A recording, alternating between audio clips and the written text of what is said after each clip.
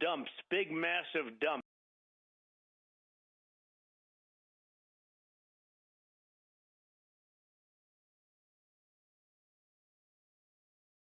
Dumps, big massive dumps.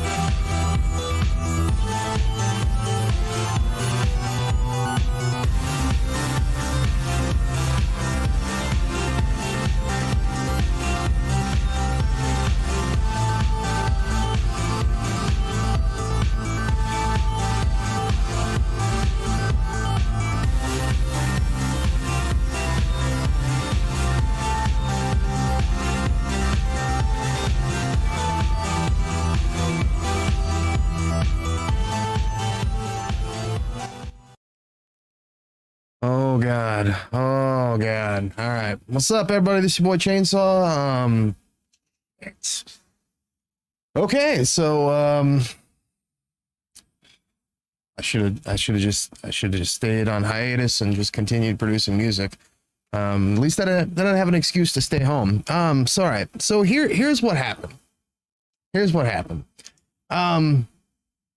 Last night I made some verse. It was delicious, of course. Wasn't my best, but it was delicious. And then this morning, I don't know, it's probably like 5, 6 o'clock in the morning. I wake up and I'm like, oh God, I'm a little crampy, I ate some pork last night. It's completely understandable. And I thought to myself, maybe I just take an antacid, you'll go about our business, there's no big deal. And then I get a phone call, right? I get a phone call from my girl. She says, hey, she had just gotten over strep throat. Apparently when we were up in St. Louis land, even though it was an outdoor gig, at some point she had gotten strep throat. So, this stuff's very contagious. So she had been taking the medication for strep throat and and she was perfectly fine. She was good to go after like 3 days. And, they say she was non-contagious after 24 hours, but so she was good to go. She's just continuing to take the medication because that's what the doctor ordered, right? Well, she calls me up this morning while I'm, cramping over and whatever. And, we gotta install a mirror or something. I always get that wrong. But she calls me this morning and she's like, oh, I'm feeling kind of sick. I don't want to go to the ER, but like, my God, I'm feeling achy. I'm this, I'm that. And I'm just like, oh, well, and she had another underlying condition from before. And I'm like, maybe that flared up a little bit. Maybe it's no big deal. Get some rest, eat something, drink some water, give me a call in a couple hours. We'll see what's going on. To be honest, it could just be like a real quick stomach bug because I'm feeling better, here, not here, obviously. But, I'm feeling better because, maybe it's just like a real quick stomach bug. I'm kind of cramping in the guts. And she's like, oh, I don't feel so good, And then,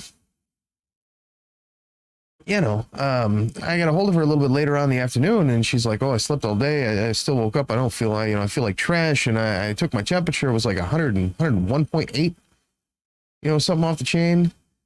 And she's like, I gotta go to the doctor. I'm like, yeah, you're right. 100, almost 102 degree fever. You got to go to the freaking doctor, right? And she broke the fever. That's good news. And so she went to the doctor. They asked the questions because it's 2022, right? So they ask her all the questions. And of course, the answer to most of those questions is yes. So they're like, oh God, gotta watch out. Gotta see what's going on. So they take her, they, have a step outside. They say, wait in a car. And then they give her a call and they say, can you pull around the side of the building? And they come out and they give her a COVID test, right? And we're both just like, oh, well, cool. And this will come up that you're not positive from COVID. And then we'll, because the only two places that we've been to where there's any kind of people have all been outdoor events. And typically this stuff does not spread. It's 2022. We all know this. It typically is much significantly harder to spread outdoors. It's not possible, apparently. But those are the only places that we've been to is outdoor events with lots of people. I mean, one of them had like 75,000 people, but it was all outdoors. You tell me. But, they came back out. I'm sitting there eating pistachios, not thinking much of it. And they're like, well, the bad news is. And I'm like, shit. Do I have to get tested? They're like, well, how do you feel? I'm like, I feel fine. The pistachios are going down like water, They're like, well, if you start feeling funny and get a hold of us, see how you feel tonight and feel like, garbage tomorrow, get a hold of us and I'm like, all right, well, that makes sense. So they gave her some sort of a 5-day treatment. She should be right as rain between now and then. Me, on the other hand, we're question marks here. So I got one of these things. And listen, hit me up in the comments for real if you know anything about these things, because I'm telling you, I took one time, and I'm not even really sure if I did it right, but after seeing how far they crammed this thing up in her brain, I'm a little bit nervous. And I figured to myself, well, because she asked me whenever I got home, did you take the COVID test? I'm like, well, no, honestly, I hadn't even had a chance to eat breakfast yet. It's like 7 o'clock at night. You know, I've been chasing the pets around because you know, one of these little fur bastards got into my bagels, and you know, so they really ruined a good day there. But you know, so I've had breakfast. It's 9:33 in the PM here. I'm still feeling pretty fine. A little crampy. Maybe I could use a little bit more Raisin Bran Crunch, but you know, other than that, we're good.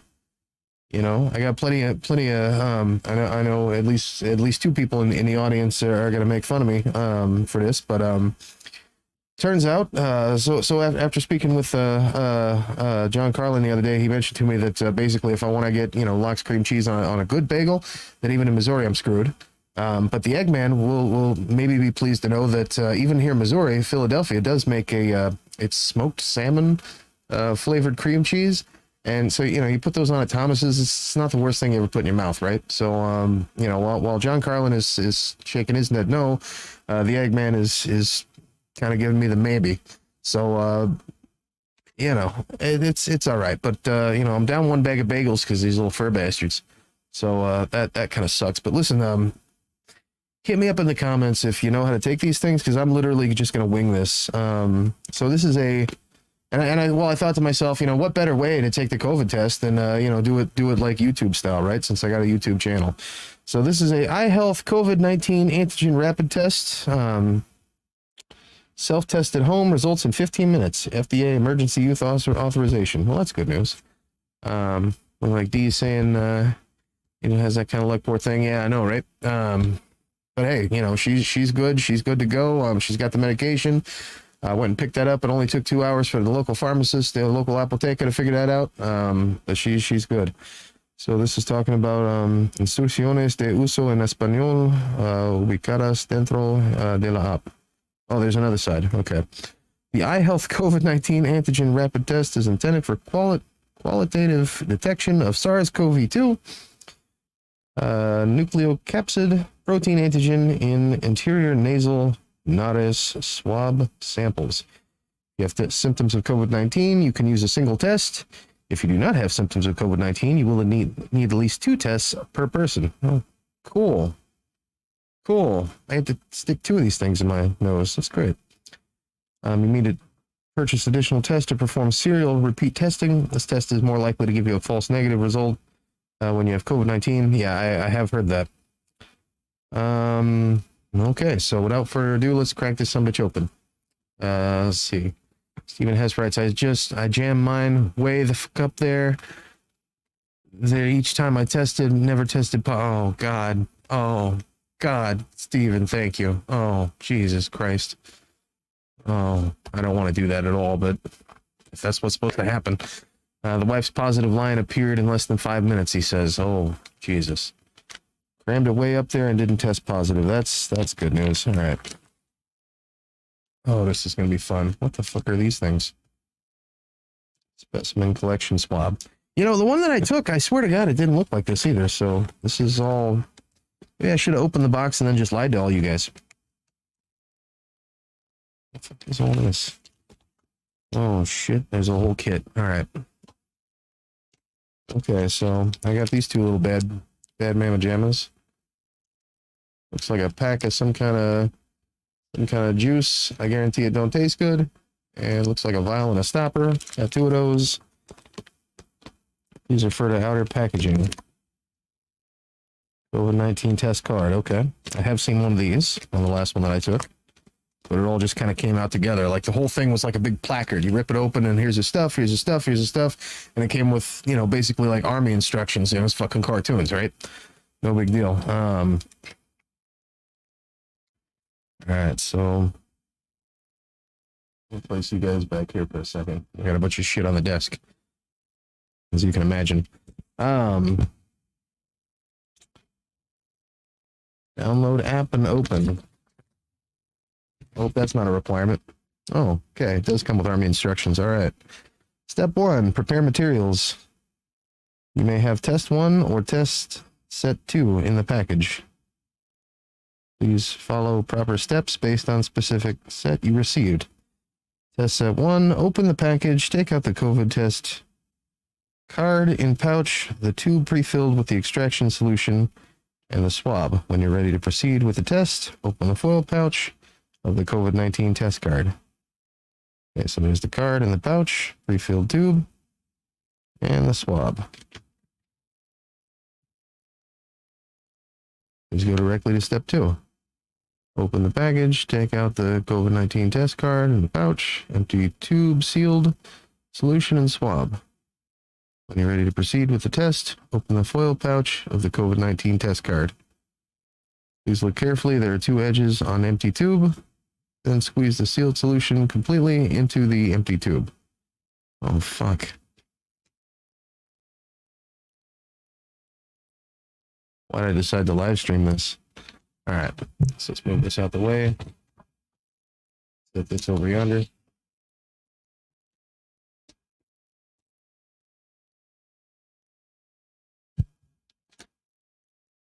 Way over yonder, maybe. All right. Set these guys over here. Okay. So here are the sample collectors. All right. Okay, so the test card. Open the package, take out the COVID-19 test card. Let's try that part first.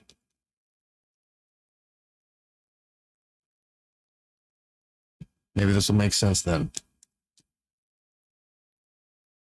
Or at least more sense. All right.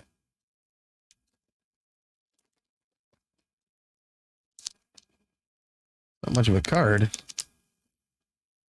All right. COVID-19 test set. What the hell is this? Oh. Do not eat. That's my glass pack. All right, cool. All right, so there's the test card. This guy here, it's kind of funny looking.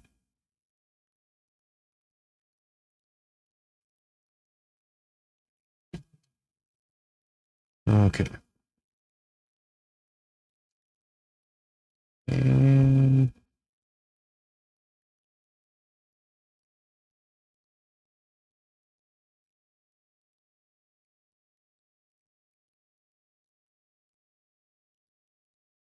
do what?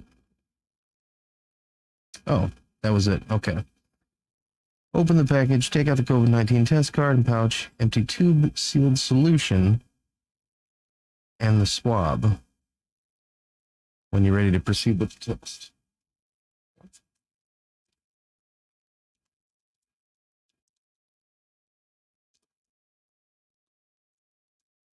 So the tube sealed solution.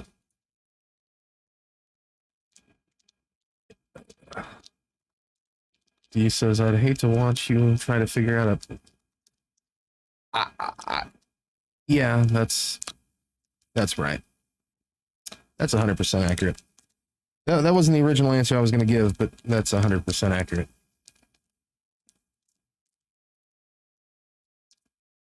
Yeah. I swear to Christ, I'm the only person in Missouri who doesn't carry a pocket knife. I see this as being a problem.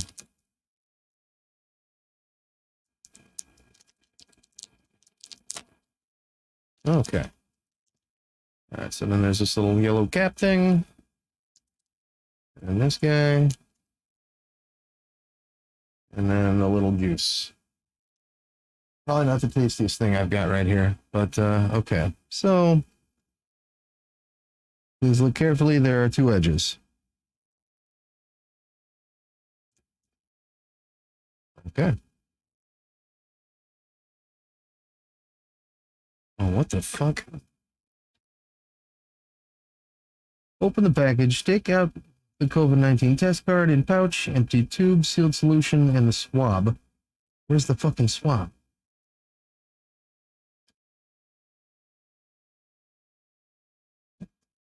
Oh. This guy. Okay. So then the swab. Oh, Jesus, that's huge. Okay. All right. Oh, God. Somebody could have talked me out of this. Please look carefully at the 2 edges on the empty tube, then squeeze the sealed solution completely into the empty tube. Okay, so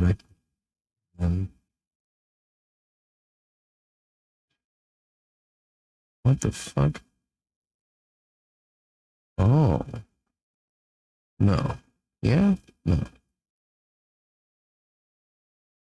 So that goes there. Edge 1, edge 2. What?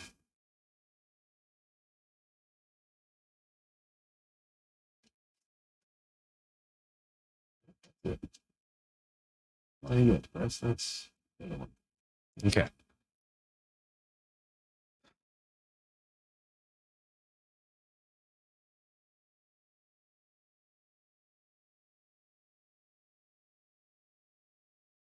Oh, jeez.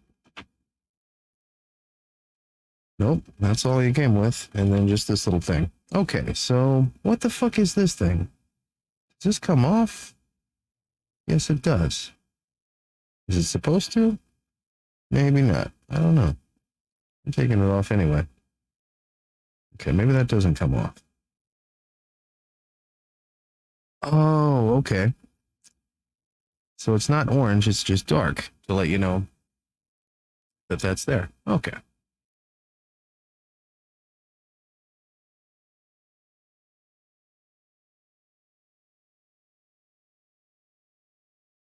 The two edges on the tube. Please confirm the liquid level with or above edge 2. Okay. Edge 2. It is acceptable if the liquid is above edge 2. However, please do not exceed. Proceed with the test if the liquid is below edge 2, as this may result in a false or invalid results. Okay. All right. Let's set that over there.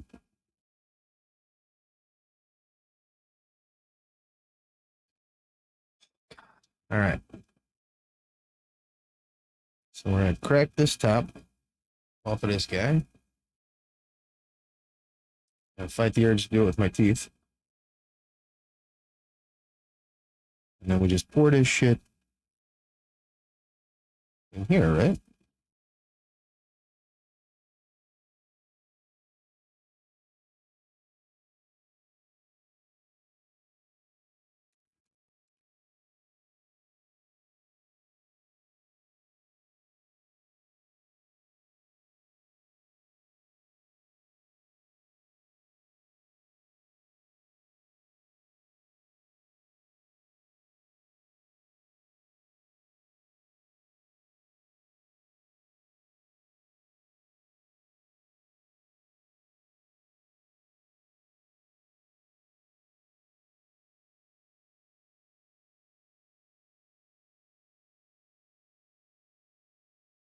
And they scare the shit out of you whenever they say, make sure it's above edge 2, because then I'm like, oh god, do I have enough? Am I going to have to? Okay. And I could have just eaten some Raisin Bran Crunch and taken a fucking nap.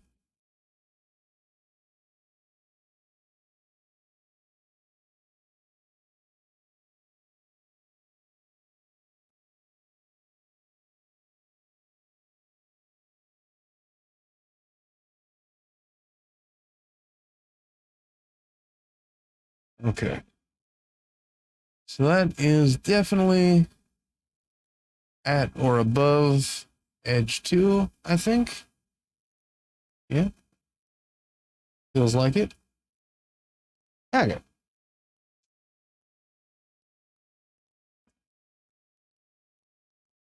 Empty tube and sealed solution.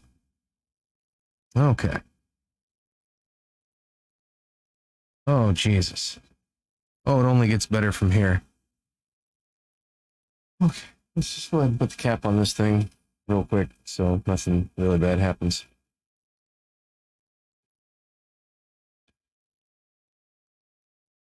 Scotch that over here next to the kudos. Just hold on to that for a second. Okay.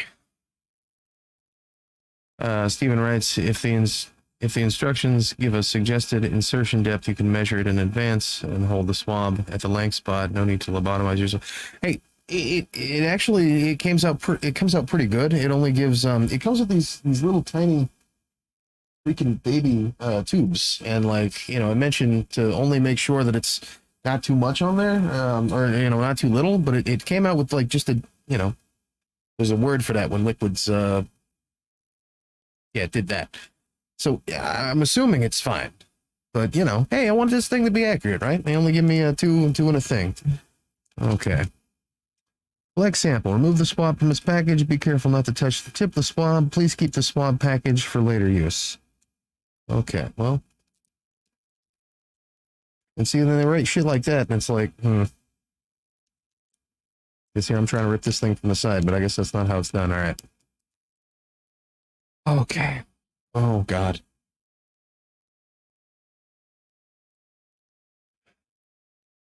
Gently insert the entire absorbent tip of the swab, usually 1/2 to 3/4 of an inch into your nose.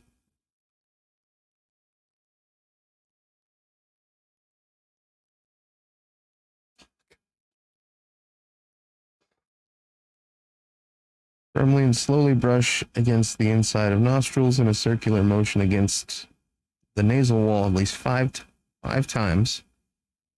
At least 5 times. Take up to 15 seconds to collect the specimen and be sure to collect any nasal drainage on the swab. Include the. So should I like partially blow my nose first? What the hell is that? Using the same swab, repeat the same sample collection procedure for the other nostril. Be sure to brush both nostrils with the same swab. Okay. Process sample. Okay, we'll get to that. Oh, fucking Jesus Christ. Here we go. All right. Oh. Yeah. Well, the good thing is I got a camera, at least I can see where this is going.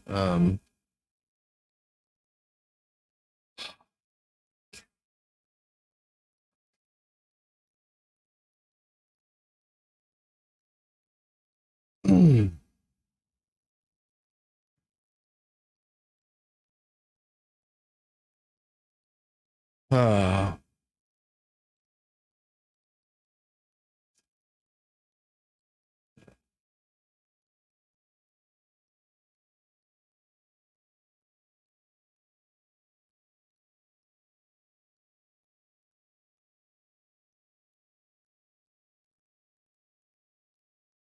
oh, God damn, fuck, shit, God, fucking muffin, shit, fuck, God, shit, yeah.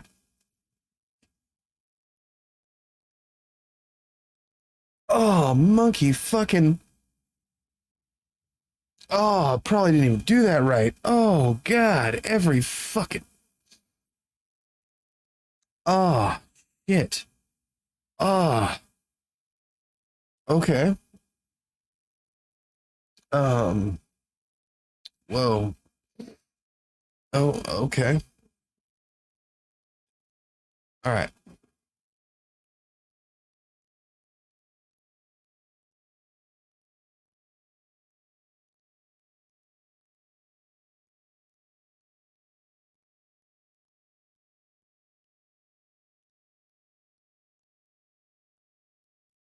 Oh, oh. Yeah. Jesus Christ. Okay. I'm holding back for all of you. I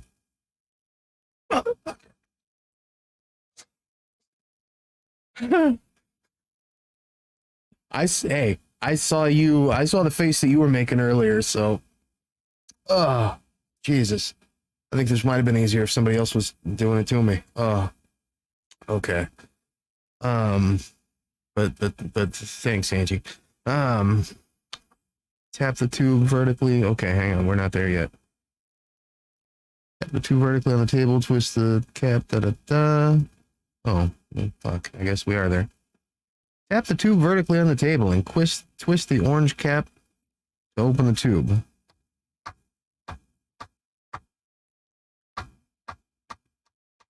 Whatever the fuck that means. I don't know that that's important, but it says so, it says so. Insert the swab into the tube. Touch the bottom of the tube with the swab tip and stir around 15 times. Okay.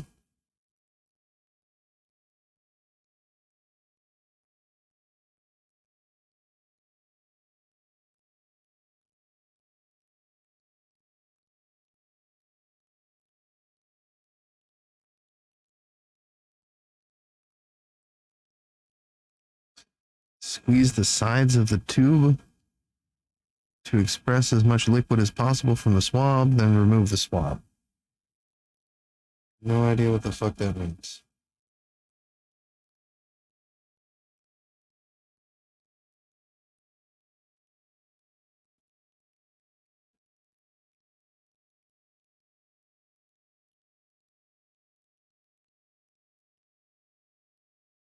Oh, that looks just so bad.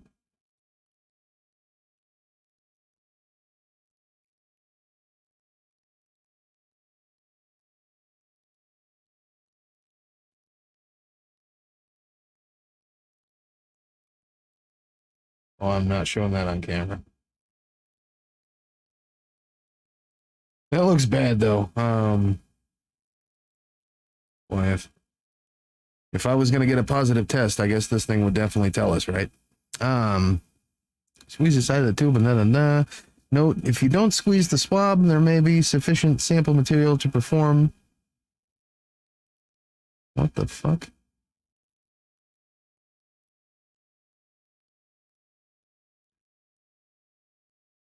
Squeeze the sides of the tube? What the fuck you mean? Like the literal tube? Oh, the literal fucking tube. Okay. This fucking thing is squeezy. Check it out. So you squeeze it. Pluck that freaky motherfucker out. Okay.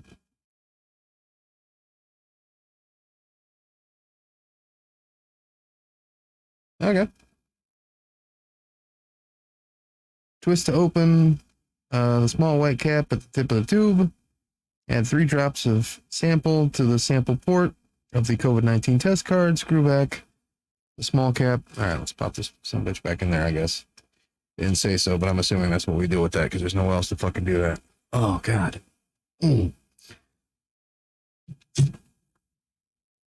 Okay, so then 3 drops. Pop this little white part off here, right? Okay, so it comes like this, right? Squeeze the thing, da-da-da.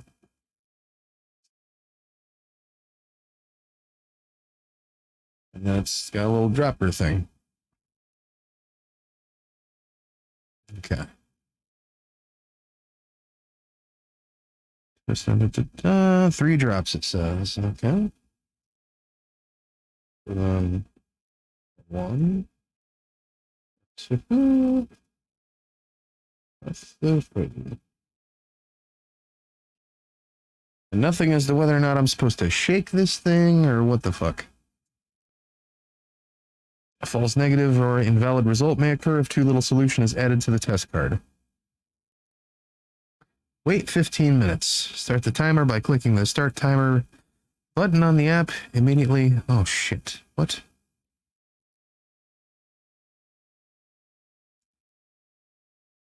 Yeah, it's fine.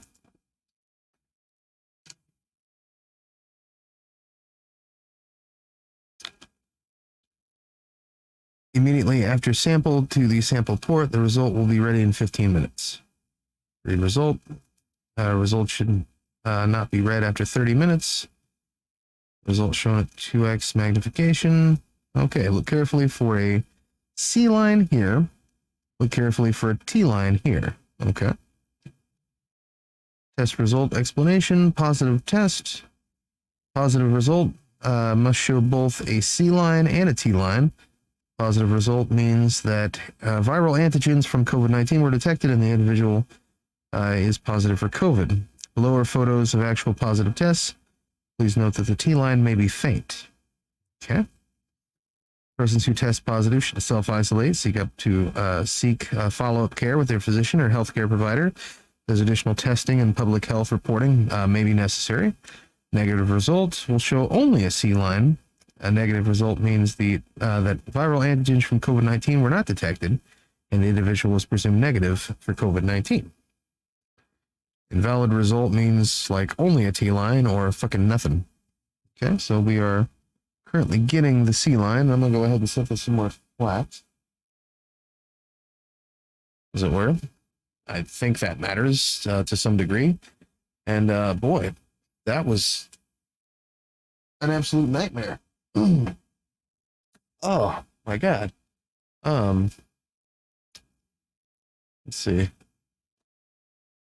So Steven writes, I had to fight sneezing. Boy, you telling me, bro. I'm hoping that I actually crammed that thing in far enough. I know I did on the second one because like I could feel it in my brain, but the first one, it is what it is, my dude.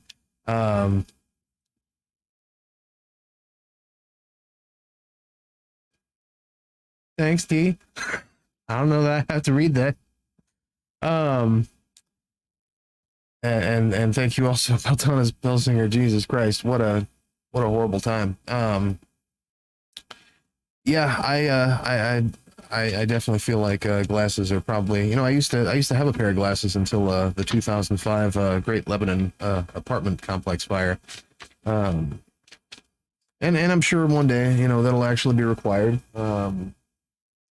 It hasn't really come up, so we'll see.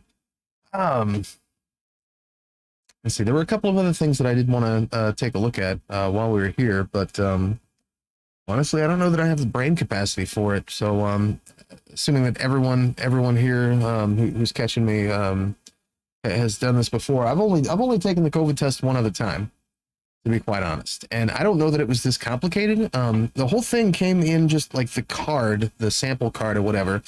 It came in that. And you basically had your swab, your solution, and it was super simple. I think at that time you just took the dry swab, you just cram it up there, you do it, spin it around and da-da-da. And I think at that time we were only doing one nostril.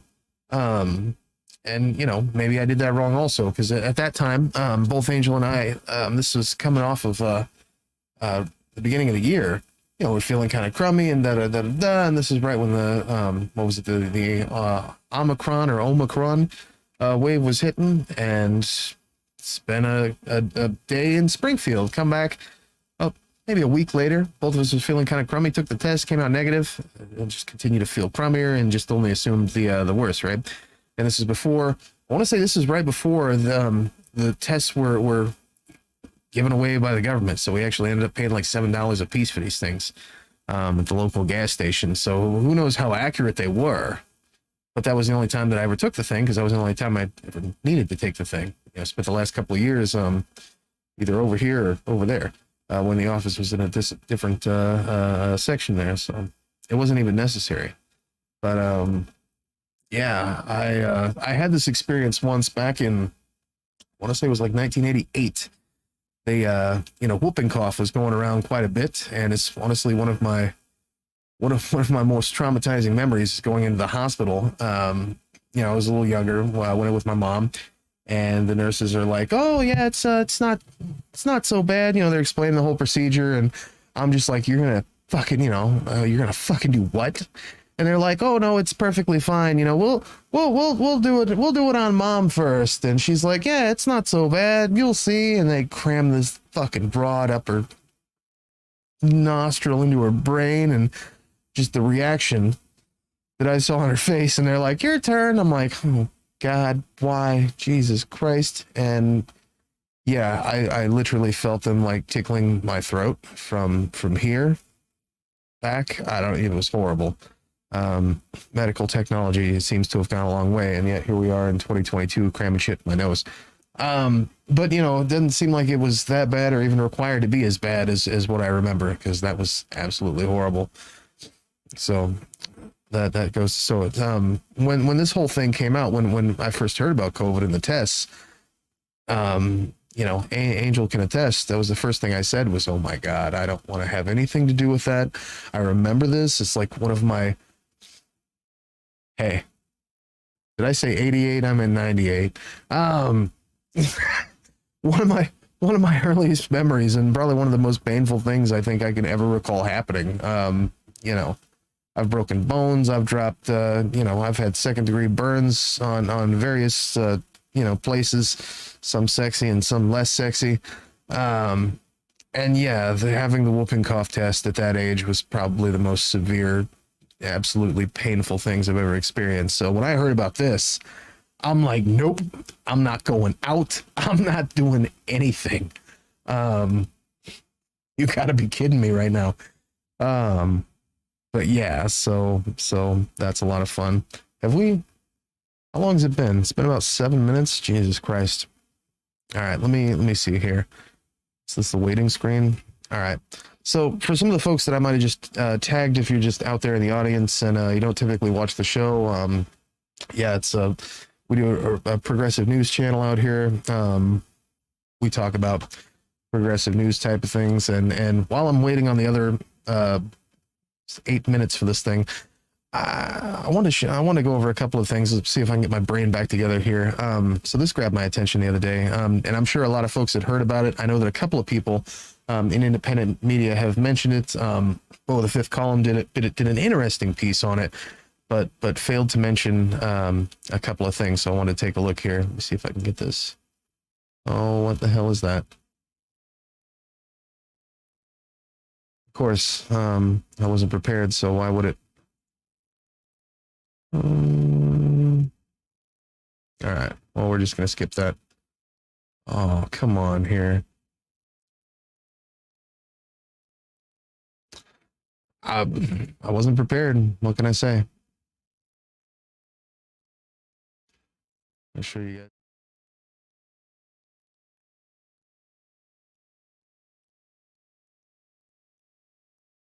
There we go. Oh, all right. So I got this in, this was USA Today. James Patterson apologizes for saying white male writers face another form of racism. And it was really interesting to me because he'd referenced Woody Allen, which if you had, I'm sure that for the most part, most of you had already checked this out. James Patterson, Popular Books, made him a staple on USA Today, best-selling books list for years. Speaking to the Sunday Times in an interview, he mentioned, what is this here? Patterson lamented the white men struggling to find writing jobs in film, theater, TV, publishing industries is just another form of racism. What's that all about? Can you get a job? Yeah, yes, it's harder. Yes, it's even harder for older writers. You don't meet many 52-year-old white males, presumably in that business. He's since apologized, and the funny thing is, and I think it mentions this in the article somewhere, is that he was referencing Woody Allen, which I don't necessarily know that Woody Allen would quite qualify as being considered a white male. White passing, yes, but last I heard, Woody Allen was otherwise identified as Jewish, which I'm sure that David Pakman and the Eggman would have something to say about that. But that's another story for another time. That one grabbed my attention, but also, so a lot of folks have been talking about January 6th, and I hadn't had a chance to mention this because of all the other crazy stuff that's been going on for this week. But this was actually pulled from Riverfront Times. Hartman, why January 6th means so much to Eric Greitens. Eric Greitens must feel like he's in political heaven right now. The insurrection, U.S. Capitol is taking center stage again for most Americans, Republicans included. 1/6 will be remembered as one of the darkest days in the country's history, but for Missouri's disgraced ex-governor, it was not about darkness at all. It was about the fight. It was about the light Greitens could see after crawling out of from under his dark rock. That's a really interesting take. I kind of love that. I definitely don't hate it. Greitens had been left for dead politically after resigning from office, but he found an opening for his unlikely political resurrection on November 3rd, 2020, when then President Trump lost to Joe Biden with his magnetic attraction to sleaze. Greitens was among the first to deny reality. At the time, Greitens had launched a new show called Actionable Intelligence with Eric Greitens. It was broadcast on the Fringe Network, Real America's Voice. It was 2 days after Biden's victory in the U.S. presidential election. Greitens interviewed erstwhile Trump attorney Jenna Ellis for a 10th episode of his show. Ellis, a failed traffic attorney, proclaimed, "We've declared victory in Pennsylvania," among other alternative facts. The next day, Greitens doubled down on what was to become the big lie. Greitens brought on famous shirt tucker Rudy Giuliani, who declared he's never seen an election with half this much evidence of fraud. Old drunk Rudy. Greitens agreed with good reason. Within 72 hours of the election, he had weaseled himself in the far-right national stage. He was on his way, and now, of course, is running for the Senate seat here. Let's see, but you can read this article at Riverfront Times. That one grabbed my attention the other day. Like I say, I hadn't had a chance to go over some of these local stories. Also, I'm sure by now, hopefully by now, everyone has seen the video at the Agape boarding school. If not, I'll go ahead and play it for you here. I actually do plan on covering this a little bit more in depth on the show. But let me. So this is from the Agape boarding school. I'm probably mispronouncing that. This is the boarding school that's under investigation. Pulled an article from NPR here. Stockton, Missouri has been hit with 14 lawsuits accusing staff, other students of abuse. New lawsuits allege that Agape violated Missouri Merchandising Practices Act by misrepresenting or concealing information given to the students and their families. Let's see. Up to date, reached out to the parents of Amanda Householder at Agape boarding school for comments, but received no response. Amanda lived on the grounds of Agape with her parents for 5 years. She was a child during that time. She alleged she saw boys being beaten, tortured, and raped. I truly think my dad opened up the girls' school for his own sick perversions. Now looking back, I think he thought he could control the girls different than he could control the boys. And so with that in mind, I'm sure most of you have seen this video. If some of you haven't, let's see here.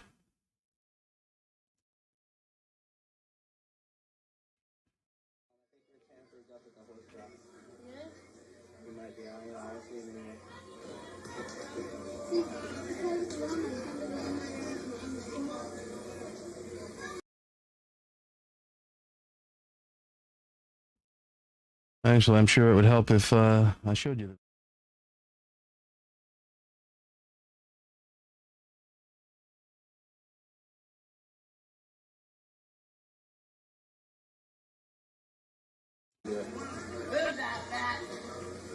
So anyways, I think we're tampered up at the horse track. Yeah? We might be, I don't know, I don't see it anymore.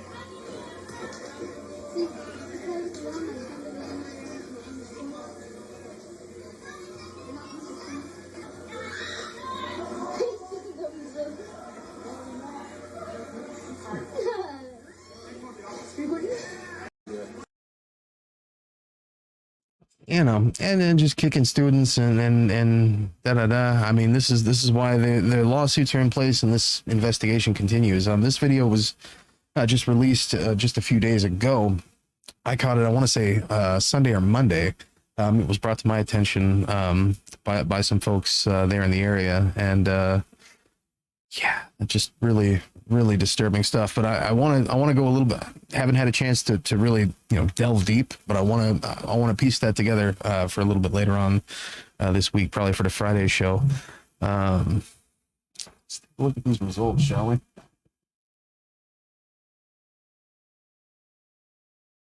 All right. Well, so far, it looks like I am not the father.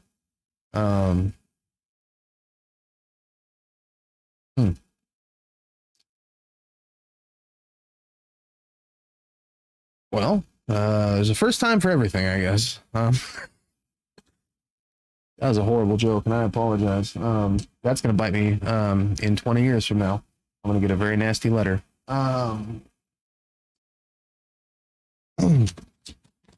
let's see. Oh. All right. So we screwed back the large cap and we tested it, and we got the negative result. Dispose of the kit. After the test is completed, dispose the kit components in the trash. Report the result following the app instructions. And I guess I look up when is the next. Will this test hurt? No. The nasal swab is not sharp and it should not hurt. Well, that's a lie. Oh, what the hell is that now? Oh, that was on repeat. Sorry about that. Boy, now you guys know all the secrets. You can start your own podcast now. So at this point, I'm probably just going to Google when would be the next time to take the following test and just kind of see what happens. So, thanks, D. That's real. Best politician to ever come out of this city. I'm just saying. But look, that should do it for me for the live stream. I'm gonna go ahead and Google when I should be taking the following test. Listen, Angie, I hope you're feeling a lot better out there. What can I say? The good news is you got everything you need as far as medications and whatnot, and you know, do what the doctor said, drink plenty of water, that stuff should have some interesting instructions. Imagine it kind of comes like this, in like a book or a kit, is what the apotheca was telling me. So good luck with that. Everybody else, thank you so much for being a part of this miserable experience with me. And I don't know that I would have been able to make it without your strength, love, and support. So I'll see you all tomorrow. Feel free at any time, if something catches your attention, if I miss a story, or if you feel like maybe you're catching something that's breaking, reach out to me on Twitter. Some of y'all I have on Facebook, but yeah, reach out to me anytime. Keep me updated as best as possible, and I seriously appreciate it, y'all. But we'll catch you in the flippity fling flong. Rock and roll.